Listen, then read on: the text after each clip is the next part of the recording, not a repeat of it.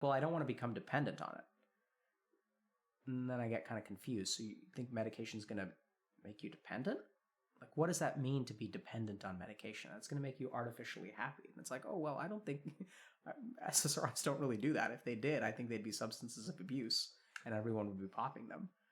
And so I think it's about, if you absolutely don't want medication, I think you're completely entitled to that opinion. And if you have a medical provider, I'd talk to them about that opinion and let them talk to you and see what they have to say.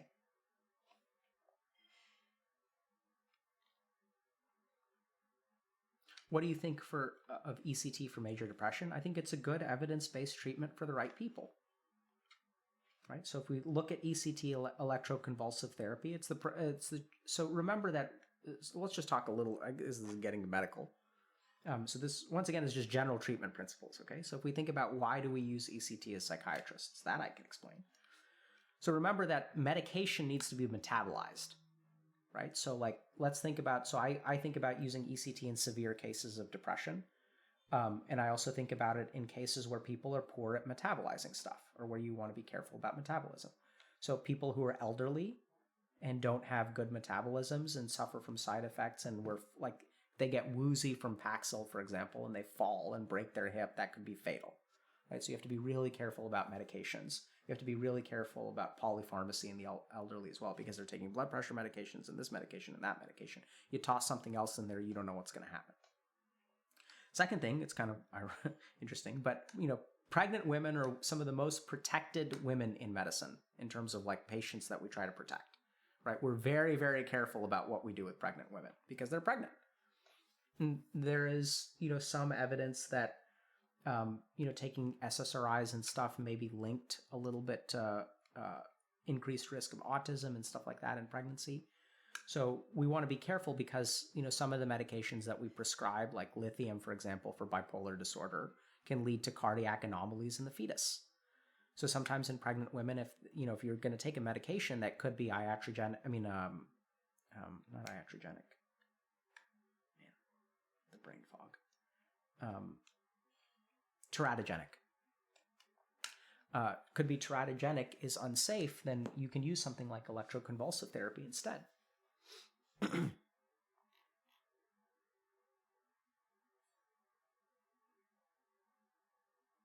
Would looking up all the cited sources help me prepare to be a coach? I think it would help you. But, I think our coach training is pretty robust. About their physical attractiveness, and really try to tear down sources other cited people's are not to physical make appearance. coaches. The sources that we cite are to help. I struggle with something, right? I know that I look good in a suit, but on the inside I'm a child who just wants to wear casual attire and I don't know what to wear. You can wear whatever you want to wear as long as the fit is good and the colors are right and it's clean. I think that a lot of guys really struggle with fit. Like, the fit is fucking everything. Everyone here showers several times a week. Yeah. Way too much. A guy I used to date always lathered themselves from head to toe at least once a day. It was a bit much. Hey there, hello. Wear a suit jacket and cargo shorts. Problem solved. It's 95% fit. But what if the fit and the colors look good, but not to others? I don't know. Oh! Having the confidence to wear what you feel confident in is attractive. It doesn't matter what it is. It's not the push-up bra that attacks me in women, but that look that some have, like you, of intelligence, and that's spicy. My wife agrees. Spicy! Spicy! So what's the topic at hand? I guess, like, physical attractiveness? If a push-up bra makes you feel better, then go for it. Guys, this dress looks incredible on me, because my titties are bouncing. Like, it's just cut. It's just, like, so perfectly cut for titties to be bouncing. How could I not wear the push-up bra with this dress? It just looks better. In university, there was a play that was happening, and it was set in the Georgian era of England. So, like, very, very high-waisted dresses, titties pushed up to the fucking extreme, puff sleeves, and curly hair up in updos. One of the actresses, thank you, one of the actresses didn't want to wear a push-up bra. She just didn't want to wear the push-up bra with the costume, so she didn't. We couldn't make her, she just didn't want to. This is anecdotal, I understand. But for whatever reason, people didn't react well to her character because she physically stood out as not looking as good in her Yeah, he was cool. He was actually really fun. It's fun. Like, streamers are interesting. They have like he had like a personality. It was cool. fun. Nice guy, yes. Yeah, maybe he can help me with my mission. My secret, very illegal mission. Too many snipers and enough space. Get a drug testing stream. Oh, drug testing stream. I'm pretty sure you could do that. I don't think you can like do the drugs, but I think I wonder if you can show the drugs. I'm curious. You can't buy drugs on stream. Like you can buy like MDMA or something. You can buy in a coffee shop like weed. You can buy alcohol on stream, but you can buy or sell. But you can, I guess you can do them. You can consume them, and you can have them. I think if the cops finds you with them, I think they take it away from you. But that's pretty much it. If they think like this is a lot. Usually, I think if you're having a little bit on you, they're not gonna do anything. That's what I've heard. So now we know what it is. So like, you can't buy. Whoops. Sex store. Hold on. You can't buy or sell. Interesting. What are you talking about? Talking about substances. Oh yes. It's easy to find an answer and visit a girl. Yeah. I don't like bands. Like bands like that. It's just thoughts. Even when it doesn't benefit Not themselves. I feel like chat is a very good example of selflessness. Thank you, Sean. Melina in Wonderland. That's why I want to name my kid Alice. Because I feel like I'm actually in Wonderland.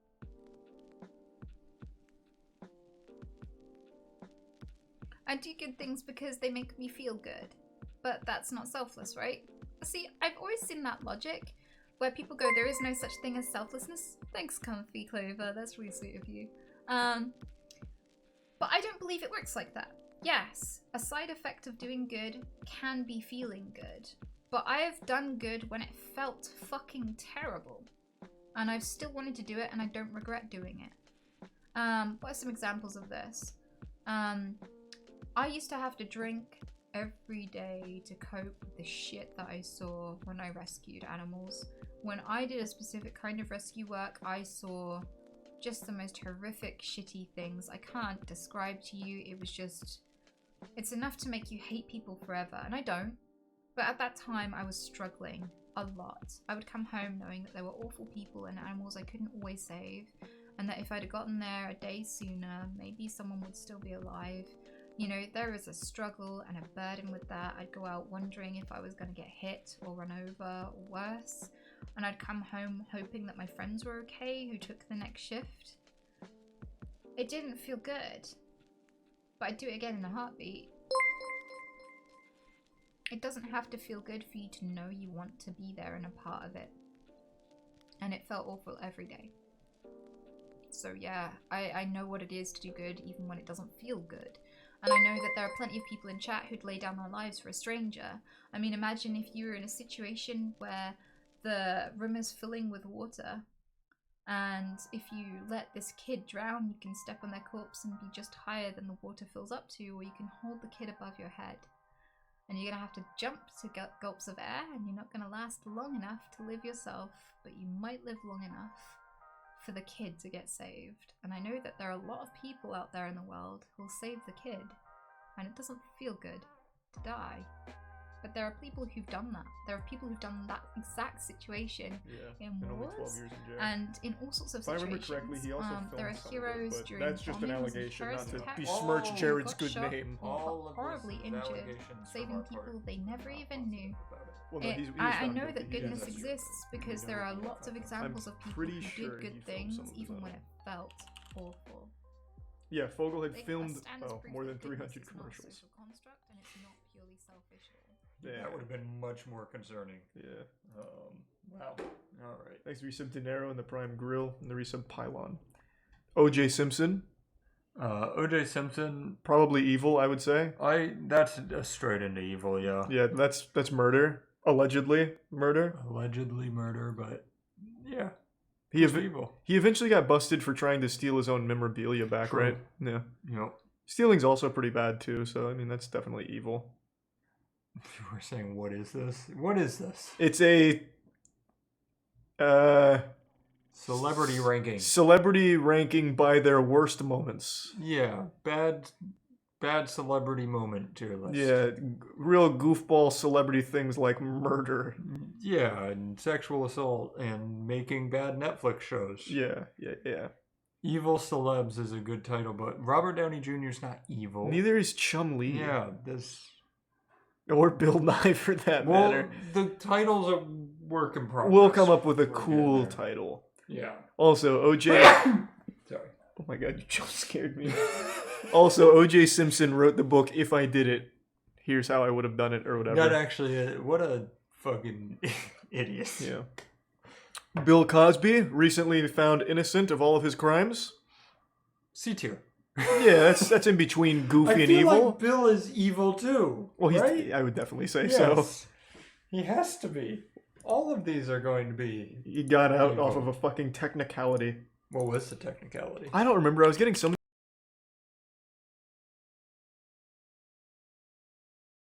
That like it might not feel like you're standing out for a good reason. But at that point, you can also understand that like what is truly attractive about you is just who you are. What if he looks like Steve Buscemi? Steve Buscemi fucks. That's the thing. Steve Buscemi fucks. You've been working out hard during COVID? Not even a little bit. And before I was The weeds of it. different. It never made. I do this weird thing where I find somebody attractive and I'm into them. I'll try to picture them bald and ask myself, do I still like them? Generally, the answer is yes. What's stopping me from being attractive? My confidence. Just listening to the stream brings up my confidence. Thanks for the kind words, V. No problem. Fine, anytime. I think one of the things that stops people from imagining themselves as being conventionally attractive is that they're putting themselves on scale with like all the Chris's. Chris Evans, Chris Pratt, Chris Pine, Chris Hemsworth, like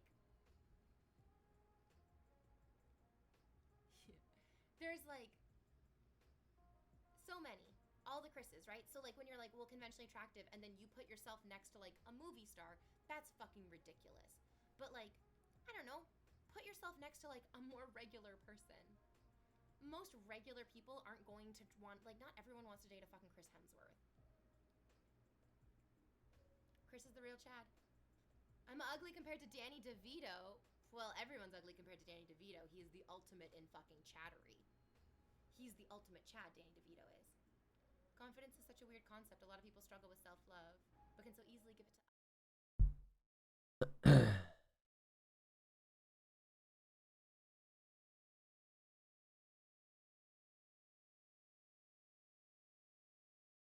How are my games been on this account? Second. Hold on, I got an 8th? When I get this? That was a normal. Okay. Thinks he's building like a close friendship with this person that he's been openly like sexual or like romantic toward, whether or not it's reciprocated. She says herself she's never told him to stop, right? Or that it makes her uncomfortable. So I think with this framework, like everybody's acting reasonably with the information they have, and the only problem is that they're acting reasonably based off of bad information from Samantha. Possibly, yeah. Yeah. I would still say that even if that was the case, I would put the onus on Katarina to at least reach out to Prime one time about this. It just seems weird that we do all of this through proxy. Like, what the fuck? But, yeah. Yeah, Samantha claimed earlier on Twitter that to be 100% honest, we handled a lot of things in private voice chat on the server, and I told Kat that I have no proof of anything, and she still wanted to go forward, and I promised I would go with her when the time came. Now this contradicts what Dylan said when Dylan was on stream saying, well, Samantha has proof, hold on, I'll go ask her. So, Thank you. There, but, yeah. Let's get birth. Yeah, no, let's give birth. I think you give birth. I pregnant you. The proof okay. that we do have, right? When is you that sub. Samantha misrepresented the first 10 conversation. left. she Ooh, had can we get a 10 gifted? Boom. like, Can't wait. Dylan A and boom, Katarina 10 yesterday on the gifted. stream. To me, Because I wanna April. actually hear it. What I really help people I wanna do hear is the come alerts. up with their Fun. 2-hour bedtime routine. The funny alert. That's what helps people. It's like, we're going to do yoga for a little while, and you're going to brush your teeth, and you're going to floss, and you're going to do your dishes, and you're going to toss a load of laundry in. You're going to make a to-do list for the next day. All that crap that you should do that you don't do during the day needs to become your bedtime routine. And then it'll be like 2 birds with 1 stone. And once people like take care of all that crap and they start doing yoga and they exercise a little bit and they start flossing, and then like before you know it, 2 hours is up, because that stuff sometimes adds up in terms of time, and then you've been off of a screen and then it's easier to fall asleep. You know, so it's kind of lifestyle factors, substances are involved, things like that. You have to think about all that kind of stuff. And then, you know, from an Eastern perspective, there's understanding what is the nature of mind and what is the nature of sleep. Why is it that it's difficult to sleep? What are some meditation techniques that you can do to help you sleep? Thank you. Nothing more to go. So, you know, someone else is talking about. Yeah, yabba dabba doo.